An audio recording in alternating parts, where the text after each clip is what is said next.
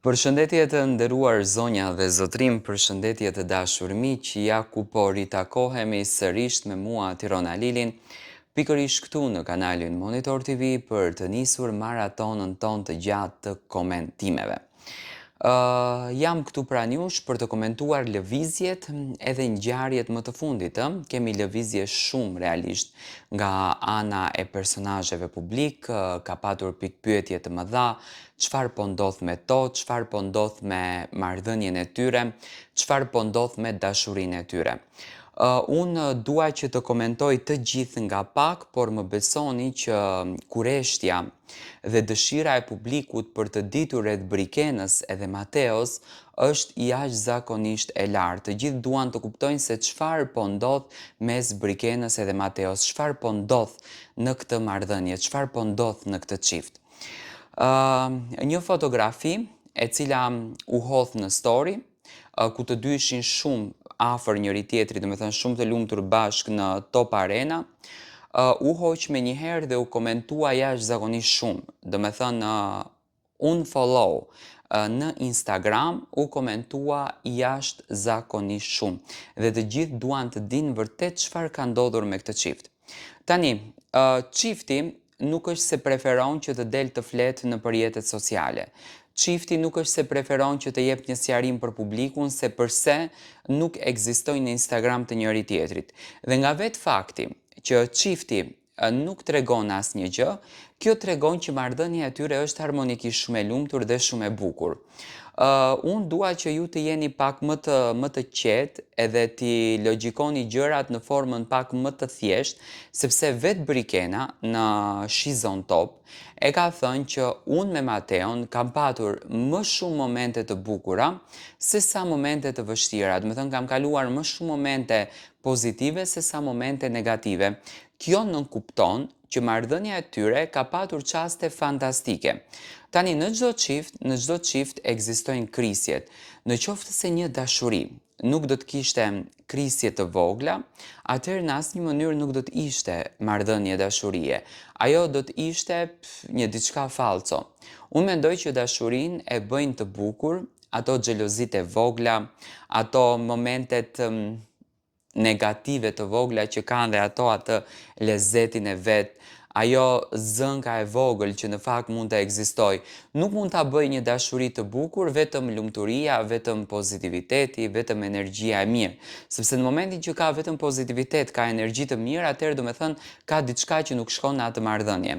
Unë mendoj që dhe Mateo, siç është bashkëshort apo i dashuri i Brikenës, ka të drejtën që ta xhelozon, kanë të drejtën për zënka, kanë të drejtën për kacafytje, ashtu dhe Brikena në anën tjetër ka të drejtën për kacafytje, ka të drejtën për zënka me Mateon, ashtu si çdo çift. Por, nga burimet e afërta, domethënë jo nga çifti, nga burimet e afërta me çiftin, kemi arritur të kuptojmë që marrëdhënia është harmonikisht shumë e lumtur, çifti vazhdon që të jetë shumë i lumtur bashkë me njëri tjetrin.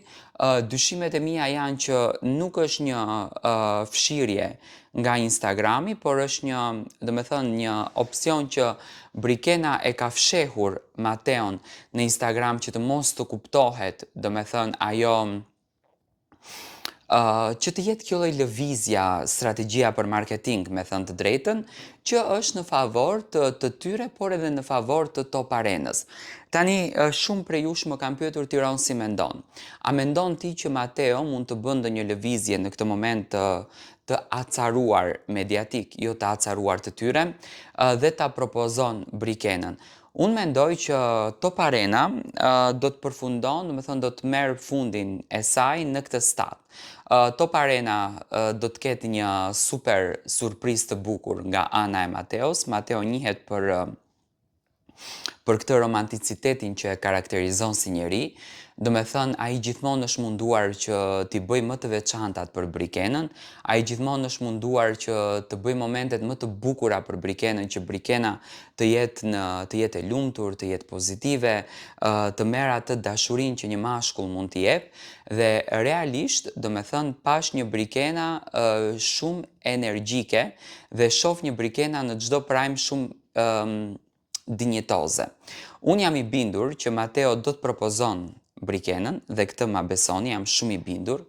Jam i bindur që Mateo do të bën që Brikena të jetë e lumtur, që Brikena të jetë energjike dhe të jetë e bekuar në të gjithë shoqërinë shqiptare, sepse Mateo është edhe shembulli i idealit se si duhet sjellur me një femër.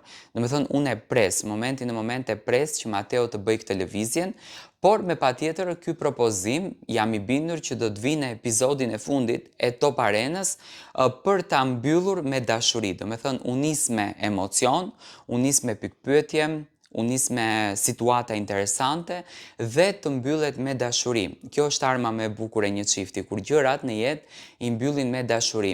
Unë në këtë mes vërtet shoh shumë gjëra të bukura, shoh shumë surpriza interesante, shoh shumë surpriza pozitive dhe jam i bindur që Mateo do të bën një lëvizje që do të jetë një lëvizje pak e papritur për të gjithë. Unë besoj në dashurinë e Mateos, nuk ka njëri mua që mund të më bindë që Mateo nuk e do Brikenën, janë të turpshme të dëgjoj fjalë që Mateo është duke e përdor Brikenën, unë shoh një marrëdhënie serioze, një marrëdhënie korrekte në aspektin familjar, do me thënë e pranueshme dhe duar trokitur nga ana e familjes së Brikenës, e pranueshme dhe duar trokitur nga ana e familjes së Mateos. Me thënë shoh një marrëdhënie shumë të lumtur, shoh një marrëdhënie shumë pozitive dhe shoh një çift që vërtet din të bëjnë dhe din të japin dashuri të mirëfillt.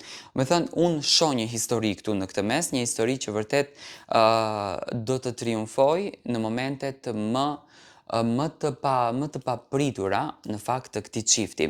Shpresoj që gjërat ju shkojnë gjithmonë mirë. Unë e di që Mateo do ta bëjë një dedikim të veçantë, ai ambient do të mbushet komplet me lule, me dhurata, me surpriza dhe do të jetë një diçka shumë e bukur që do t'i dedikohet vetëm fenomenit Brikena. Do të thënë do të jetë një gjë fantastike që do të dhurojë një energji shumë të mirë. Shpresoj që gjithmonë të na vinë në këtë formë, shpresoj që gjithmonë të na japin energjinë kaq të mirë dhe të na tregojnë që ato janë një çift ideal dhe që din të bëjnë gjëra shumë të bukura, do të thënë din të na japin adrenalinën e vërtet.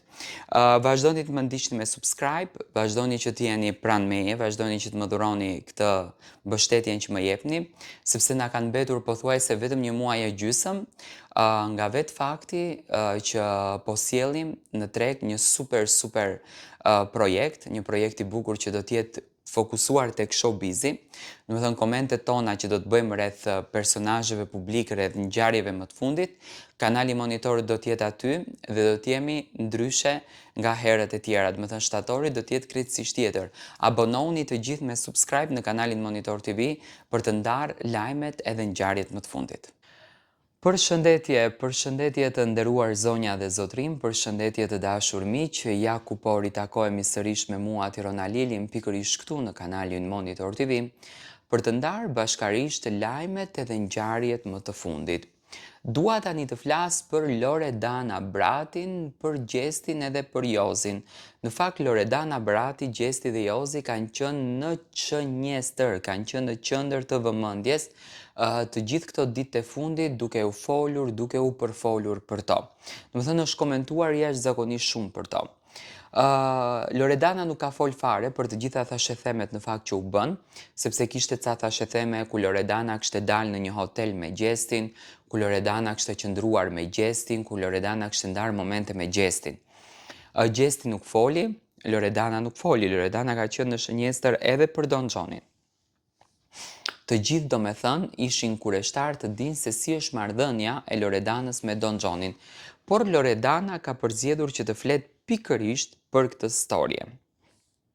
Ajo ka thënë në rrjetet e saj sociale që unë më së shpejti isha kthyer Jozit dhe kisha bërë dhe një lidhje me Jozin, sesa me Gjestin. Kjo deklarat e Loredana Bratit ka ngritur një ton të lartë të ndjekësve, të cilët janë duke e akuzuar si një vajzë e cila është mosmirënjohëse në shoqëri. Loredana nuk është se ka patur ndonjëherë marrëdhënie me Gjestin, ne kam thënë gjithmonë. Loredana ka patur një afrimitet, ka patur një shoqëri të mirë, ka patur një respekt për Gjestin, gjithashtu dhe Gjesti për Loredanën në Big Brother e ka vlerësuar. Mendoj që deklarata e Loredanës nuk duhet të dhënë në këtë formë për Gjestin, sepse unë mendoj që në aspektin e djalit Gjesti ka shumë pika të veçanta dhe ajo vajzë e cila do ta bën Gjestin që ta dashurojë atë, jam i bindur që do t'ja nxjerrë edhe më të mirat sa që janë arritur që t'ja nxjerrin Gjestit dhe për këtë gjë jam shumë i bindur dhe jam shumë i saktë në këtë që e them. Loredana dhe Gjesti nuk është se kanë patur ndonjë zëng, por Loredana siç duket, qëndrojmë në atë fjalën që kam thënë unë gjithmonë, që Loredana vazhdon të ketë brenda vetes së saj pëlqim për Jozin, por nuk e ka guximin ta thotë, ndoshta shkaku i paragjykimeve apo i natyrës së Jozit. Kjo deklaratë që tha Loredana për ta sqaruar situatën nuk është pritur mirë nga fansat e Gjestit sepse e kanë marrë si një lloj ofendimi kundër drejt Gjestit. Kjo në fakt është e gjitha ajo përmbledhja e gjës që Loredana ka bërë. Do me thënë nuk ekziston asnjë raport me Gjestin, por në këtë rast do me thënë pretendon që mund të kishte diçka interesante me Jozin ose e ka thënë për ironizim.